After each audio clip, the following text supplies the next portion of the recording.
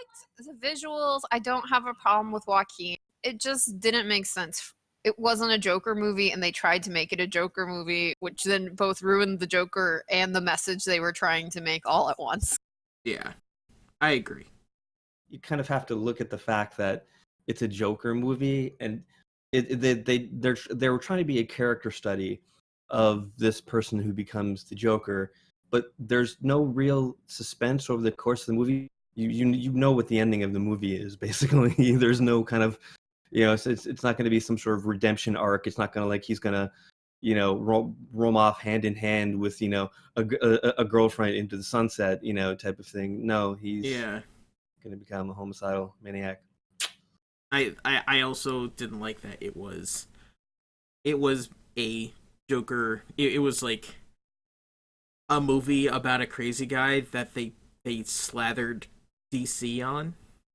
It's basically like the movie didn't require anything about the Joker. It didn't really have anything about the mythos of the Joker, like, at all. And like, if it's a gritty retelling of the origin of the Joker, then you kind of missed a few steps. I saw no acid bath. I saw no Red Hood, sir, good sir. But even if you took away all the Batman stuff, the renamed Thomas Wayne and didn't name the kid Bruce or something like that, cut out the entire end where they get shot in the alley, like the Batman mythos stuff didn't have anything to do with the story. So here's a good clarification point then. There is no comic that details this story. This is completely new, original stuff. Yeah. So my thing always is, and I think it's a lot of others, is that if you're going to redo something, then it has to be better than whatever they originally had. I mean, given they were competing with the Joker and Suicide Squad, so maybe there was only up to go at that, like, comparison. But if you look at, like, the original material, was this really the best they had? I swear they had to have taken, like, some other movie script and, like, that didn't get greenlit. Let's throw the Joker in it, and that'll work. I mean, the director, Todd Phillips, the director, we can talk about him later, but the director, he was quoted saying that they wanted to sneak this into the system. Like basically, they wanted to make a movie, but to make this movie, they had to make it a comic movie so it would get made. Like, this is something you actually said. Yep. And he's, in his defense, he's not necessarily wrong. Oh, no. And quite frankly, whatever, it's become the number one R-rated movie worldwide as far as making money. Right. It passed Deadpool a few days ago as the highest grossing R-rated movie and stuff. And yeah, that probably wouldn't have happened if it was named Bob the Killer instead of the Joker and stuff. If it was named Pogo. Pogo, God, that'd be Pokey. Yeah.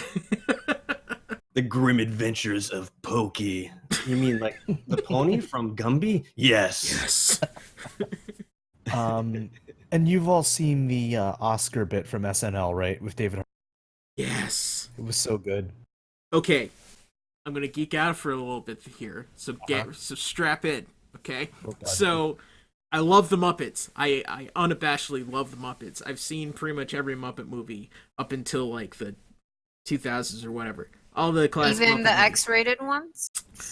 Yeah.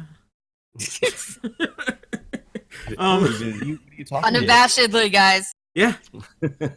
They were okay, So through the SNL skit, they had like all the different characters and everything. It's like, okay, when they got to Big Bird was blue.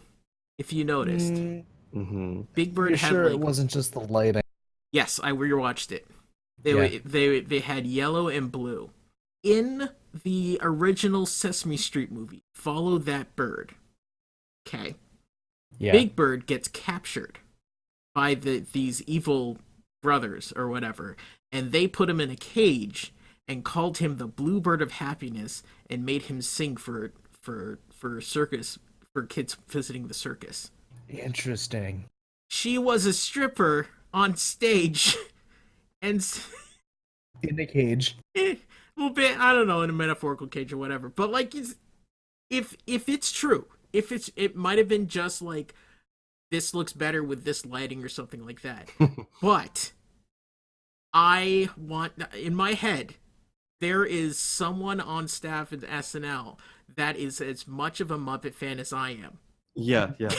And said, we're making this blue. She's on the screen for like a half a second. Yeah. So, and I flipped out when I saw that. I was like, rewind, what?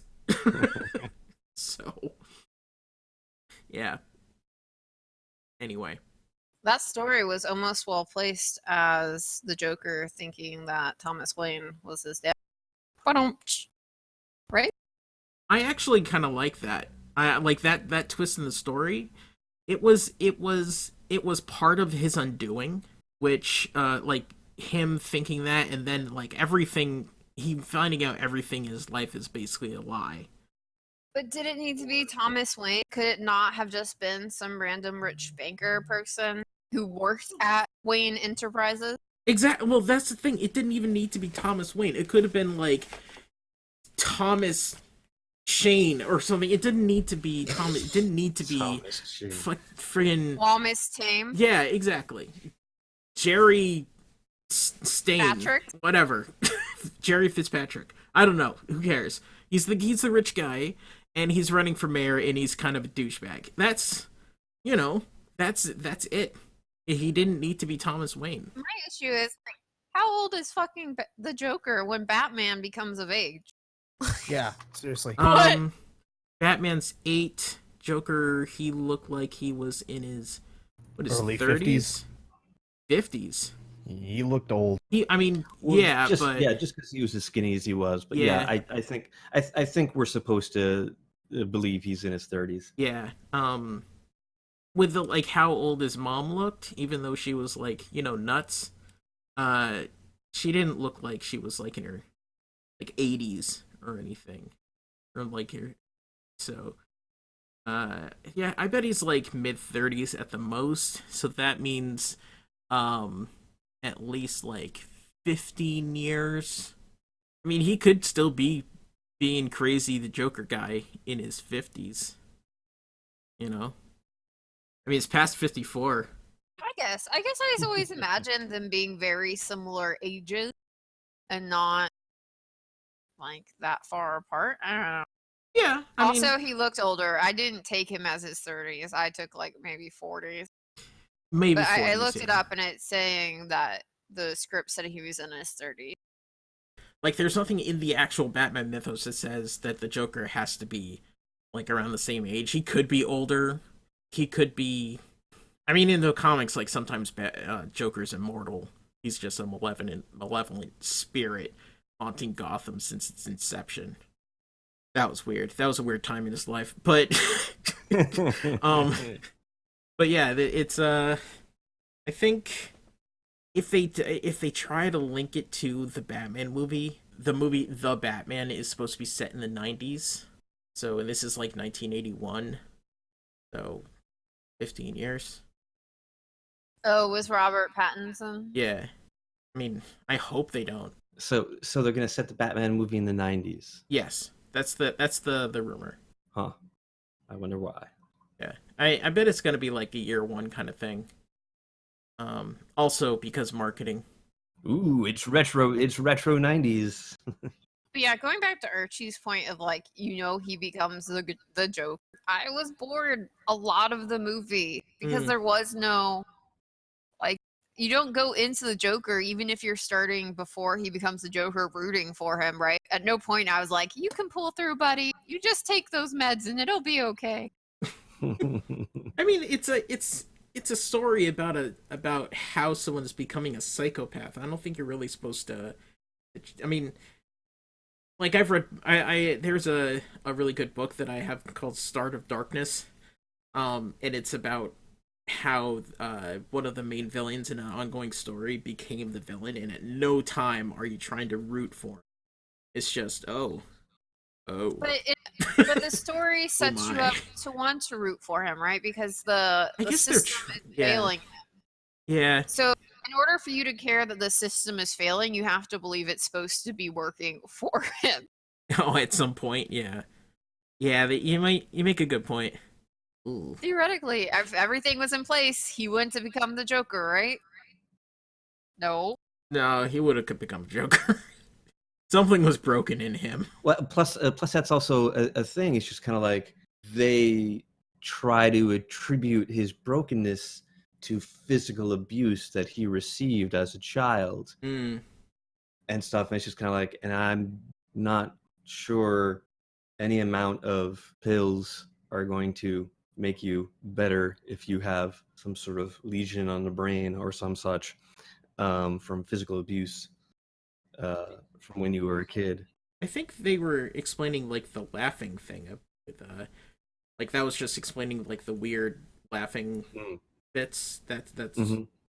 But in a way, that's a good point, though. In a way, that was so out of nowhere. Like, why not have him say at the beginning that he thinks he fell and has brain damage, and not that he just randomly is laughing?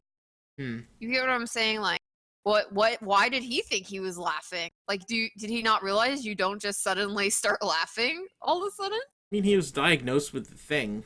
He had a card and all. He had cards printed up and laminated. Like, nothing came up in any of his appointments about his previous medical history. Like, assumedly, this kid was in the hospital for a long time. Yeah, it was the 80s. Plus, different time. Yeah, it's true. I mean, honestly. How you getting along in that cardboard box? Fine, excellent. We'll leave you there then. Basically. You know. I mean, like he's in this. He's in the old state's hospital system that we don't have anymore. Like he's in the system, and it's a really bad. It was always a bad system. It's never been like. It was built to keep people at bay and not to help people. So, I'm sure that the Wayne guy like hate to have it like swept him or something. I don't know. Who knows? This is stupid. I mean, honestly, it was a beautiful movie. I'll say that. Yeah, definitely. I mean, for me, like it was shot really well, and Joaquin Phoenix obviously was pretty great. He was fighting against a filmmaker who's not nearly as talented as he is an actor, but he was pretty great most of the way through. I like the soundtrack as well, but beyond that, yeah, it was just kind of like it didn't feel like a descent into madness. It just felt like kind of like, hey, we have a guy, he's kind of strange. Hey, look, he danced. Now he's the Joker. Oh. What? Wait, what happened? Where was the descent bit? We just went from point A to point B, and he danced a couple times in the middle. It was just kind of like. Well, that's something interesting that also came out during Todd Phillips. That's his name, right? Todd Phillips. Yeah. That none of the dancing was written into the script. That was all added by Joaquin. Like he did it once, right after he murdered the 3 jabronis on the subway, and then those three young men. Even though Ben cannot be here, he is with us in heart. Hence the word jabronis. Jabronis, yeah, of course. So he added it in there, and they liked it, and they threw it in the rest of the movie. What does it even mean? Like, why the fuck is he dancing? There's this video series called Notes on a Scene. Ryan Coogler did one for Black Panther where he talked about how he set up and filmed the fight scene in the casino. Okay. And like how he had each like Okoye and Nakia and and T'Challa, they were all wearing like T'Challa was in black and Nakia was in green and Koya was in red, and that's the that's the colors of the flag, and it would like little bits of that like that you wouldn't know about probably.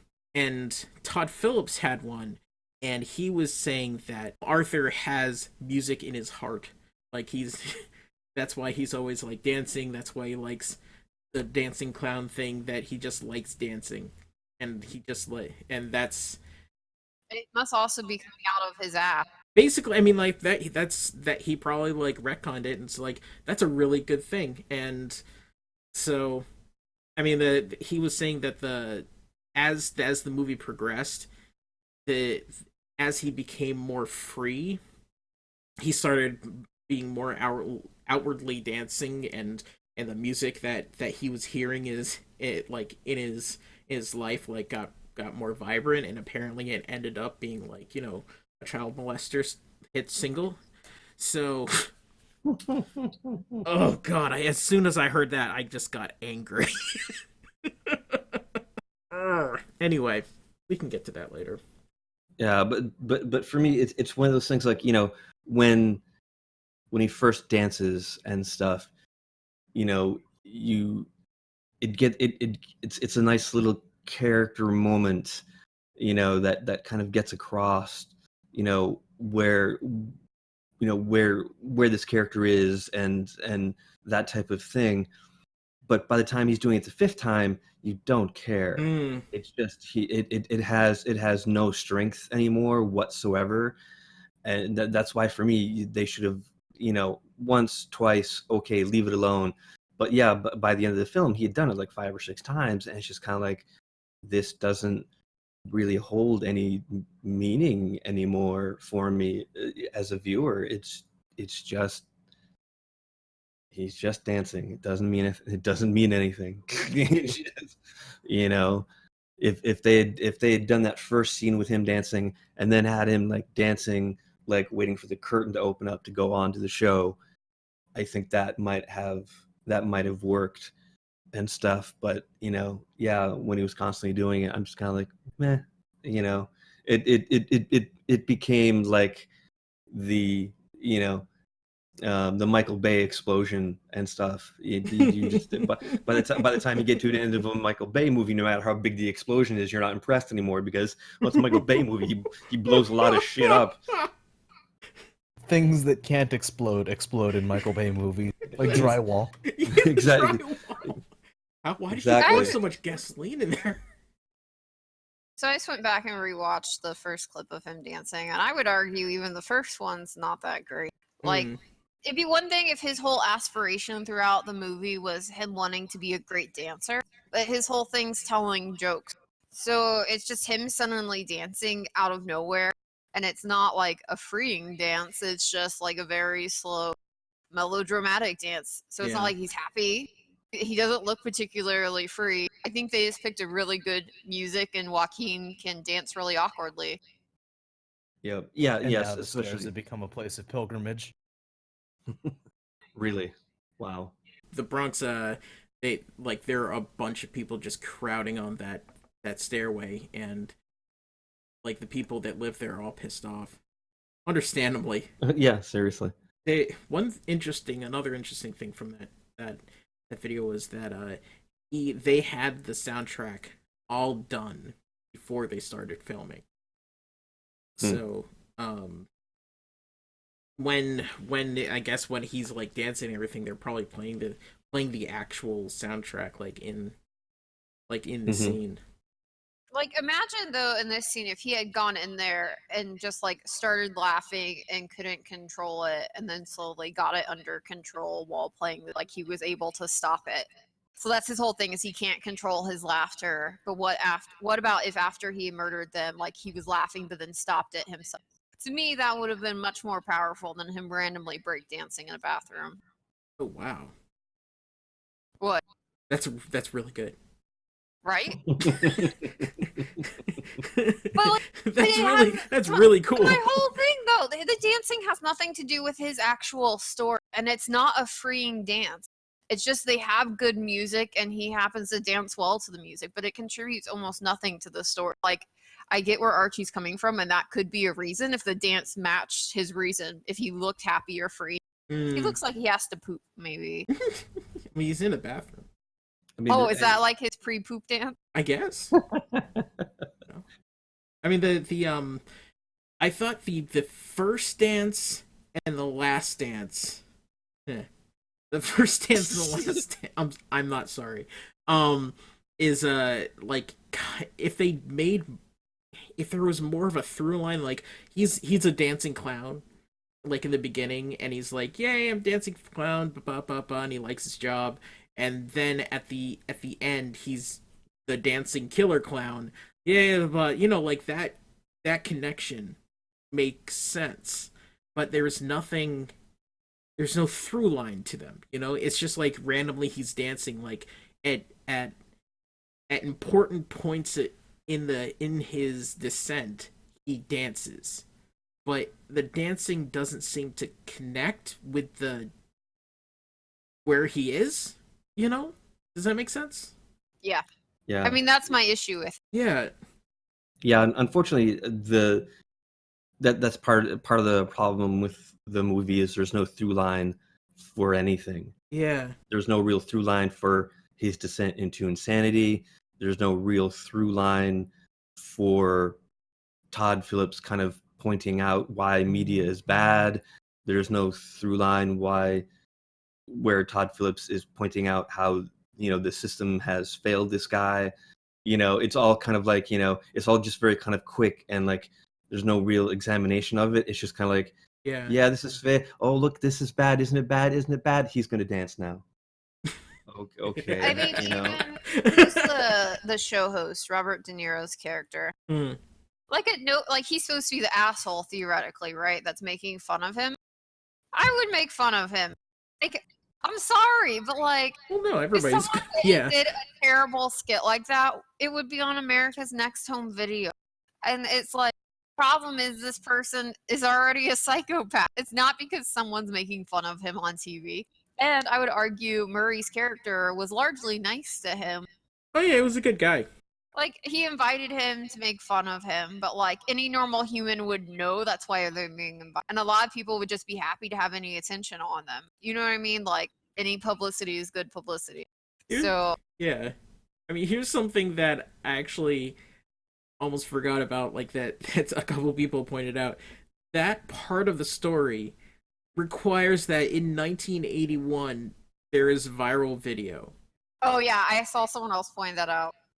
Who took the video? Who's had a stupid club in the middle of the night with a huge camera that filmed the thing and then sent it like, you're not supposed to do this. Even if you're thinking, even though this is a few years too early, let's just cut him some slack and say there's some guy in the club, maybe even like the club manager, who has like a VHS camera set up and stuff, which is fairly, they were pretty big, but they were pretty portable and stuff. Why the fuck would he be filming on an open mic night? I can understand why you're filming if you've got a popular comedian in, but why the fuck are you filming on an open mic night? It's just expensive. It's just so weird. Yeah, just so weird. And then you set it into the Murray show. Okay.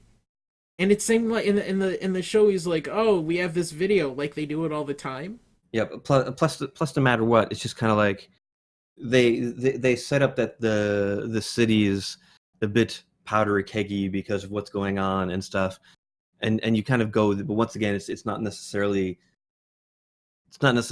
once again there it's not a through line. It doesn't, it's not impressed upon you, but if you're paying attention, the city's kind of a powder keg.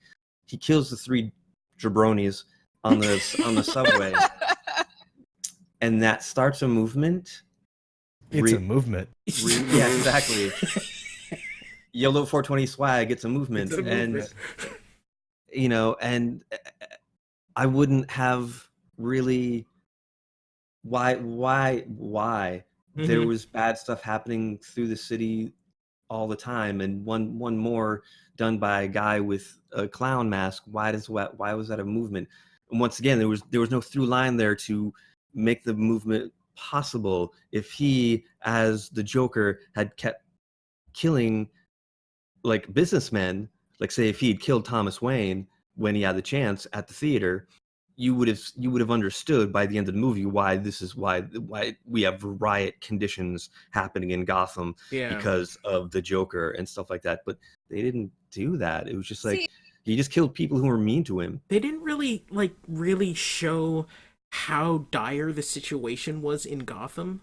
They just showed like a dirty city, and they didn't it's really like show my downstairs.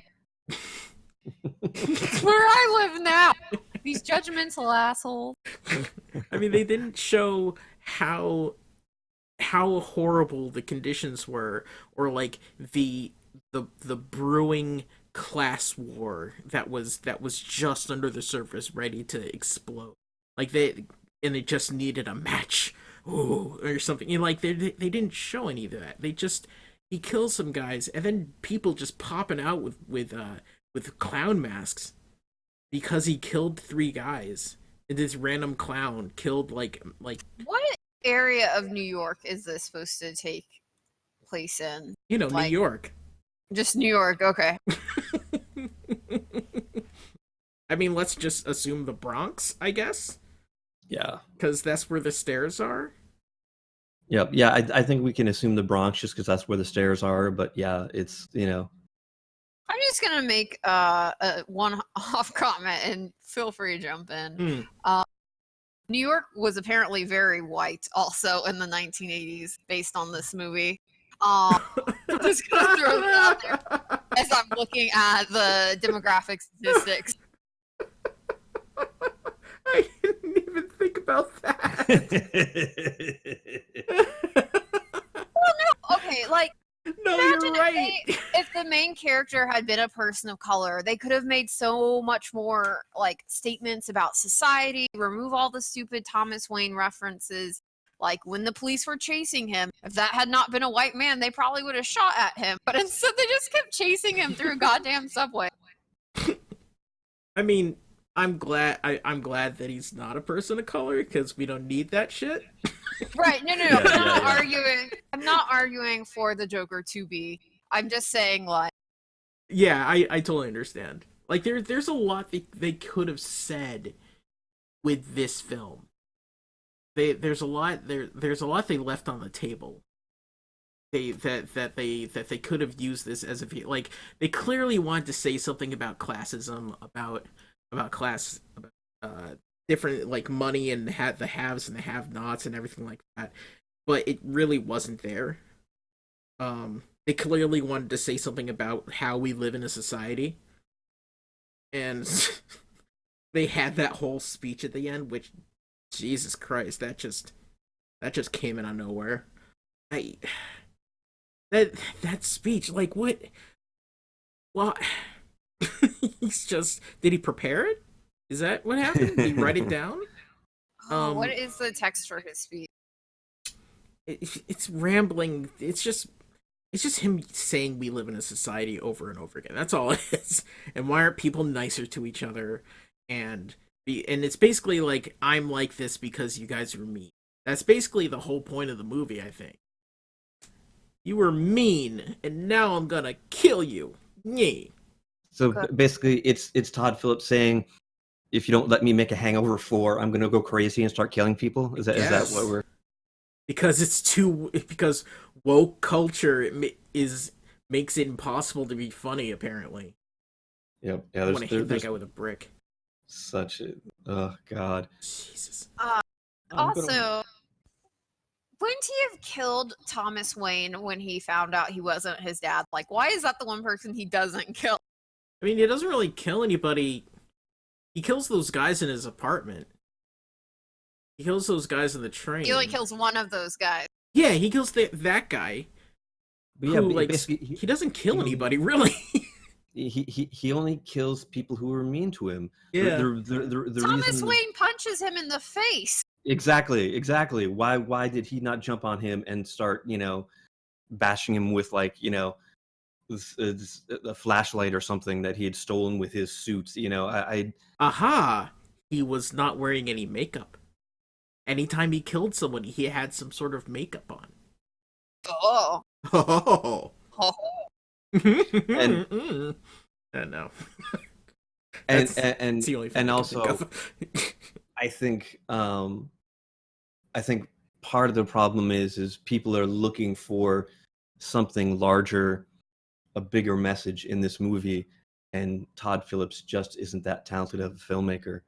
He's just not.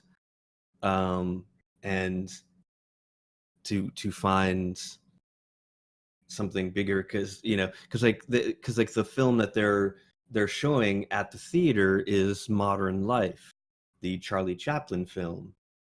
And that's about Charlie Chaplin's character trying to get back into jail, because being in jail during the Depression was actually better than being out in public in the Depression, because stuff was so very bad during the Depression, you know, in late 20s and early 30s and stuff. And even that could have been like a cool kind of like, you know, ooh, I can see Todd's kind of saying this is kind of like the same type of story, but it just doesn't fly, because no matter what, you've got this dark, fucked up psychopath who's murdering people and Charlie Chaplin. It doesn't really jive. You know, I remember I walked out of this movie, and You walked out of this movie, really? At the end of it, near the credits. After I tipped my waiter. Tip your waiters. If you have an Alamo. Anyways, I walked out and I was like, well, I liked it, but this. And then the but this list just kept growing and growing until I realized I did not like it. Yeah. It was pretty much the same for me. Kind of like at the end of it, when the credits were rolling, if people I'd went with were like, "Oh, what do you think?" And I was just kind of like, I don't know, and stuff. And unfortunately, the more I thought about it, yeah, just my but this list also just kept getting bigger and stuff, and realizing, yeah, the movie didn't necessarily. It was a very kind of, it was devoid of anything. Yeah, it reminds that's a me good of way of when putting I it. walked out of seeing Mother. Did either of you see that? Oh no. It tried to do so much so heavy-handedly that it did nothing. I think devoid of meaning is a good way of putting it. Like it really tried to be a thing, and it failed at being that. Like it failed at being itself, which is kind of depressing when you think about it. But after I watched it, I was like, well, that happened. Just that's all I could think of. Like that was really pretty. That was really pretty. Sweet. That was good job. It looked like a really dirty city. It was really shot well. There were a lot of framing things that I noticed that really was really well placed. That different ways where the camera was and everything like that. And but that's the best stuff I can say about it. Like Definitely. the craft and director of photography should get an Oscar, really, like, or something like that. No, he shouldn't. But it was really well done, in that sense. Costuming and like all the technical awards that you can think of, sound and everything like that. It really did well with that stuff.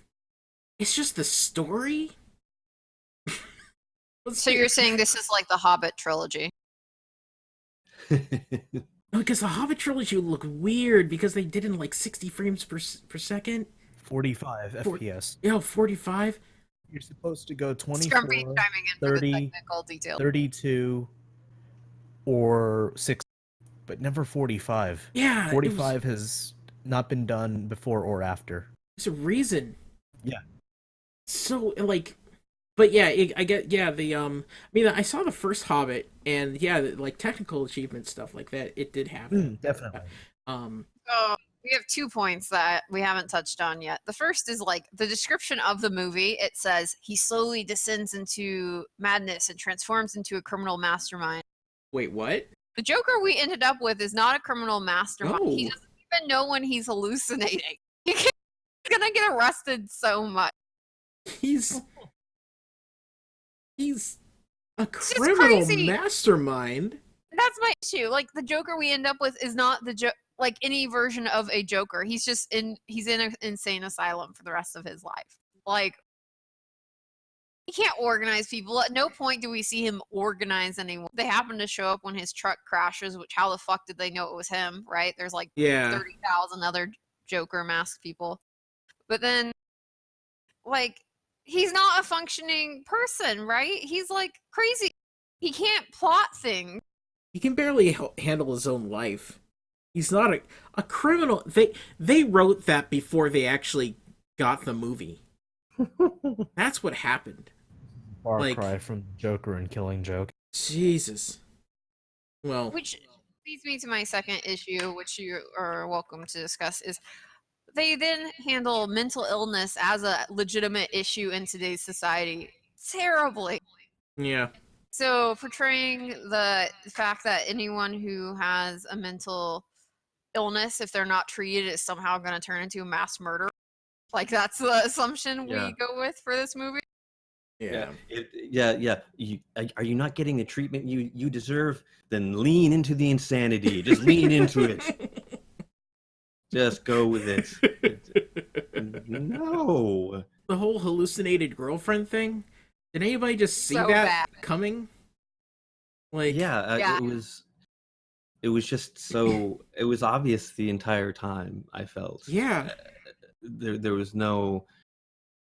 Yeah, that wasn't a twist reveal at the end when oh look, it wasn't actually him. It was just him imagining stuff. Yeah, no shit.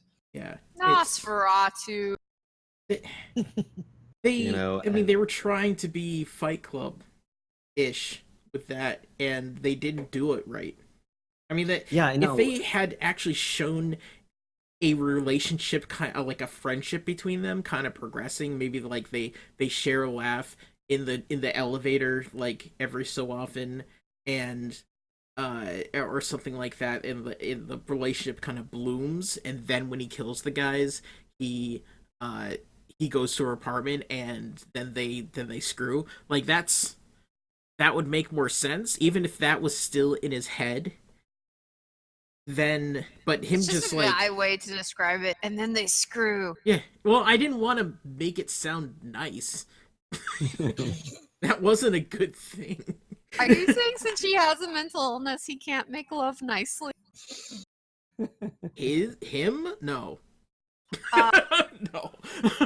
Him? No. The first interaction we see between them is in the elevator, and she's clearly like, I'm getting out of this elevator as quickly as possible. So, like, if that had been a more, like, neutral interaction, even, like, we saw him interact with another human being normally once in this, maybe. Or if it was just them, if it was just him going to her apartment after he killed those guys, but then that's it. Like, them having a relationship after, it made no sense. Like, even if you thought, like, okay, so she's real, it made no sense. There's so much Despite that just... the fact she's so out of his league, right?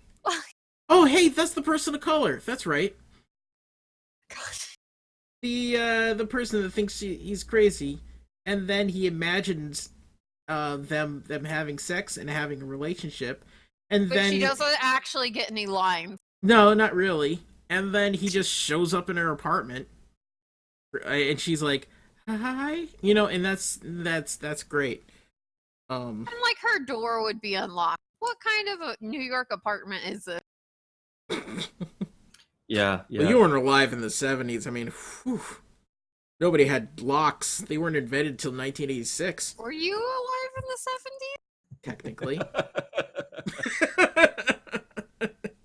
I mean, alive enough to remember them. Oh God, no. alive enough to have like object permanence? No. Um, one thing about the stairs thing that I kind of liked. I'm gonna give the music was it was in his head. Like they pulled back to the cops, and he's just dancing like an idiot. He's like, yeah, and the cops are like, oh, it was just in his head. It's just splashing around, and they're like, Arthur. Ooh. Mr. Fleck, please stop dancing like that. It's freaking us out. It's weird, man. We just want to talk to you about this murder. Can we? Oh, let's see. We're here now. I got it. I mean, yeah, again, everything, it was well shot. That's not my issue. Yeah, it was. We keep saying You had one that. job, Todd Phillips. One job. We keep saying that. It's like it's so painful to talk about the movie that we have to flash back to the music and the shots to keep going. Yeah, that's the best things about it. Plus, what is the point at the very end where he's talking to the counselor, and basically it's he doesn't have his makeup on there. He's disproven. Well, sorry, Archie. He's got he tells her this story. Now, if the story is true, he's a psychopath. If the story is not true, he's still a psychopath. Mm-hmm. What was his story? What was the point? Well, at the end of the movie, when he's talking to that counselor, who that lady who looks strangely like the counselor we see in the rest of the movie, but not quite. Mm-hmm. You know, basically, what is the point of that scene? Because he's told a story. If it's true, he's a complete psychopath. If it's not true, he's still a crazy person. What's the point of that scene other than to show him walking bloody-footed down the hallway afterwards? I don't remember what the story was. Basically, at the end of the movie, it might be hinting like if he's an unreliable narrator. Like this could have all happened in his head, and he could have been in Arkham the whole time, or not, or he's talking about what happened to that put him into Arkham with this lady that looks like the lady that he was talking to before. So it's supposed to mind screwing with your mind, man. What's real and what's not, man. I think I was so done with the movie by the time it ended. Yeah. I did not catch any of that. I mean, he clearly just killed that lady with his feet, I guess, and then ran away. He danced one more time, didn't he? Didn't he dance one more time before like some orderly was like, "Hey, get the fuck back here! You murdered someone," and it was like just him running around like a fucking Looney Tunes cartoon. I guess they had the Scooby Doo chase.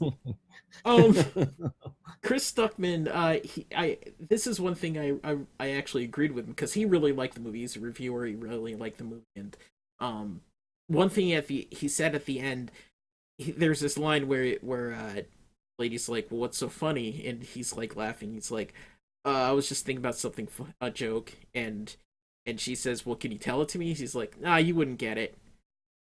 They should have cut to black right there. You wouldn't get it has become a meme. Good. It deserves it. It's dumb. But if they cut to black right there and didn't have him singing "That's Life" or something and then running around like a fool, that it would have ended the movie way, way better at the very least. Also, song 2, or that stupid song that he danced to, what was that called? Rock and Roll Part 2 by Gary Glitter.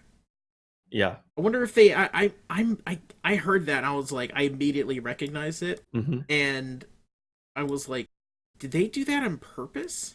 Do you guys I'm sure No. Archie knows, but do you guys know Sorry, Gary? talking about decades I don't remember. Okay. So Gary Glitter, wrote that, performed that song. It's basically like it's become like a jock jam kind of thing.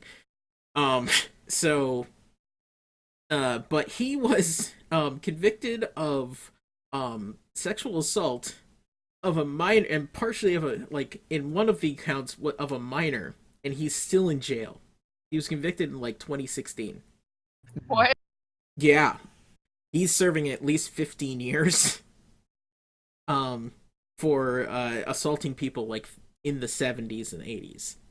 And so I'm wondering if they did that on purpose or not. Like, is that song choice, like, or is it just because it's like a dance song? Did they do that just to be provocative because, you know, woke Hollywood? Like, what? I'm guessing someone did not do it on purpose. I don't know. With Todd Phillips, I would I would think that I was thinking like maybe he did it as a troll, or what he thought was a troll. Like, hey, let's put this in, or something. Trigger the libs, or you know, like I I don't I. It's been so long since I heard that song. Gee, I wonder why. And it's it was it was shocking and not shocking at the same time, if that makes any sense. I feel like you're trying to do the same thing we all tried to do, which is to find something worthwhile in this movie. Oh, like, no, I think it's a horrible having thing. any thought about this song, whether it was to challenge people or piss people off, assumes any thought. That, well, I mean, I don't. Yeah. I don't think that was. I mean, I'm not trying to compliment them on that. Even like anything I'm saying about this song is they're assholes for putting the song in the movie. And with all the other music that was released in, you know, 79, 80, 81 that they could have used and stuff to stay time appropriate, and they use that, it's just kind of like, huh? Yeah, it's I mean, unless like Todd Phillips or someone had some Dance sort of and like Shoes. Dance and Shoes was from 79. I guess. I mean, yeah. I Want to Dance with Somebody by Whitney Houston, 80s. I don't think that would have. No, you know what the problem is? Michael Jackson also is out, so now they've lost like half their people already. Yeah. They still got David Bowie though. Well, he's a national treasure. Dance Magic Dance.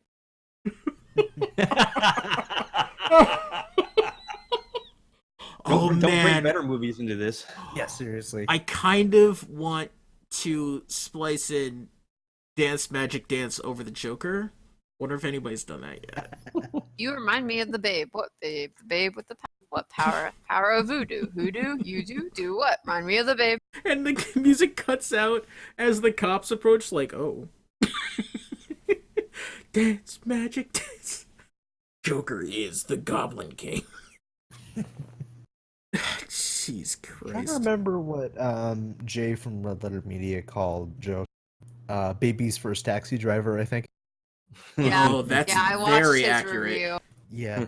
Yeah. Like, I don't think it's a terrible movie going back to the joke, but it's not good. It's like, you need to have a story, or else you're the Avatar. Unobtainium. Oh, no, you're thinking about the Airbender? No. Just either Avatar. Yes. There's a podcast I listen to. They talk about movies sometimes, and they have they say like because of the internet, like there's only 2 ratings. There's best movie or worst movie ever. That's it. You can only do those 2. But then they had a third one, just a movie. It's like it's not the best movie ever. It's not the worst movie ever. It's just a movie. This is just a movie. It happened. It went into my eyeballs, and then that's pretty much it. That's it. The only way it affected me is that I was thinking, yeah, that's a bad movie. That didn't really evoke any other kind of emotion or connection to any sort of point or anything. It was just, yeah, it happened. You know, like that's a movie. That certainly Right is. now, the Rotten Tomato audience score is at 89%, but I guarantee you that will go down in years because they did it really well in the sense that like everyone was waiting for what we know as the Joker to arrive, and he does, right? He arrives in the third act, and so everyone's excited when they leave the movie because they're like, yeah, he murdered some people. But when you But when you go back and watch it, for the people who did enjoy it the first time, it's going to be so incredibly boring because you have to wade through an hour and a half of bull to Yeah. get to him doing anything. So I really think even in hindsight, it's going to get a lot worse reviews in like the Batman DC world just because it's not that enjoyable to watch. You're watching an hour and a half to get to the last half hour because it's 2 hours, right? About It's a longer movie. Yeah, 122 minutes. it's yeah. He kills like 5 or 6 people, maybe 7, including the doctor at the end. But he doesn't kill that many people. Okay, if we're all saying one thing we liked, hands down for me, the best scene was when his 2 coworkers, ex-coworkers, come to visit. One of them gets murdered, and then one of them doesn't. That was really good.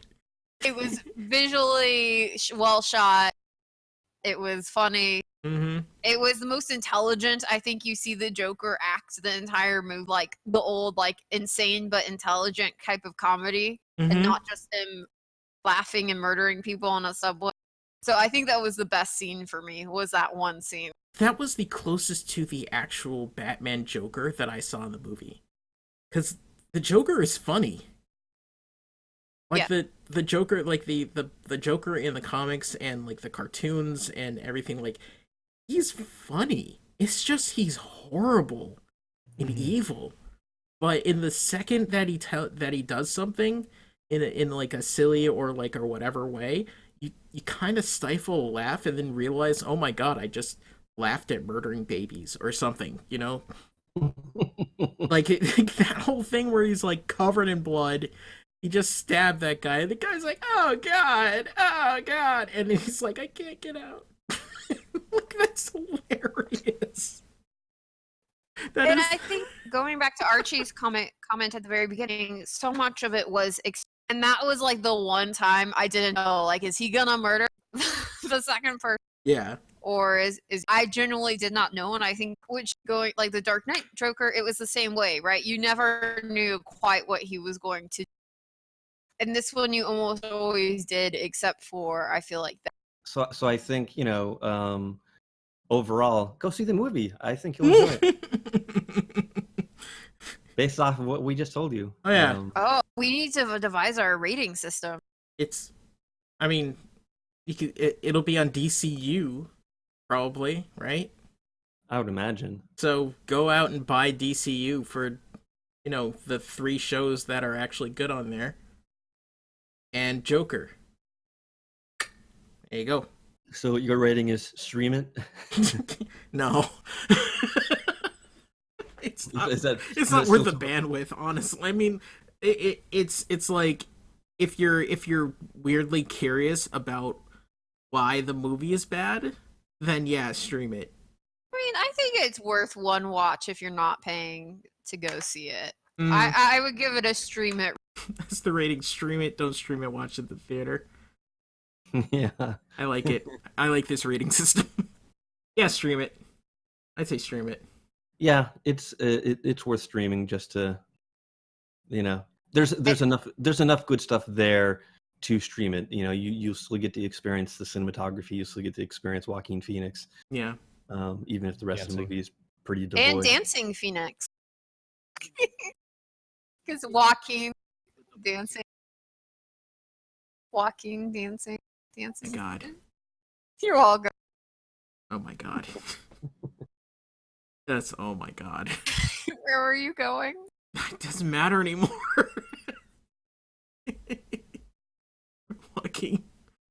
Running Phoenix, Walking Phoenix, Dancing Phoenix, Murdery Phoenix. Sleeping Phoenix. Maybe this is all a commentary on Joaquin's last name. Like, Phoenix, or because he's a Phoenix, right? So even when they die, they come back. So does the Joker. Comes back to life as millions of other Jokers that seemingly have no reason to follow him. We figured it out. We've gone through like 10 different commentaries on what the story was really about. It's about Joaquin's last name. We've arrived. But did this discussion actually happen? Or is it all in our heads? Ooh. Did we kill the, like the second black person in the story? Oh, you're right. The records guy in the... Oh yeah, that guy. There's okay, the that's 3. secondary characters. It's like 3.5. Count the black people. When you can't even get I do past not one endorse hand. Warlock's commentary from this point. When you can only get like you don't go above your one hand, that might be an issue, especially in a big city that's supposed to be basically New York. Stream it. Stream it. Stream it carefully. Oh. Only in small doses. Stream it while washing the dishes or something. Background noise. Like Law and Order. Stream it if you have mommy issues. Spoilers. If you don't like your mom, watch this movie. We got like an ed tag or something that you want to say there, Archie? Like, subscribe. Sure. If this ever sees the light of day, like, subscribe, and be wonderful people. Yeah, don't Hoi polloi, proletariat. don't kill people in the subway and start a revolution. Yes. Ladies, if you ever think your makeup looks bad, there's someone worse out there. I'm helping us appeal to a wider demographic. You shut your face. Good night, everybody.